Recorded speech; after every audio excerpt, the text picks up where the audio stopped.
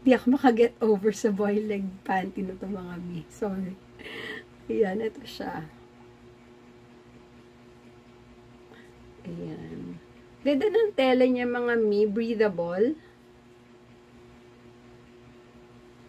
Ayan. Para to sa ating mga mommies na gustong protektahan ng ating mga young girls. Kasi syempre nakaskirt sila mga mi. And ayaw nating nababasahan sila dahil akit sila ng hagdan.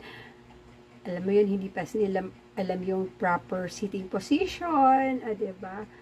And akit sila, sasakay ng tricycle lang, jeep na whatever. So, para hindi sila mabasahan mga mi.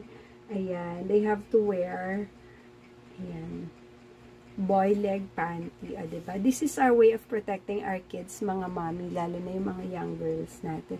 O siya mga mi, nasa yellow basket. Get yours now.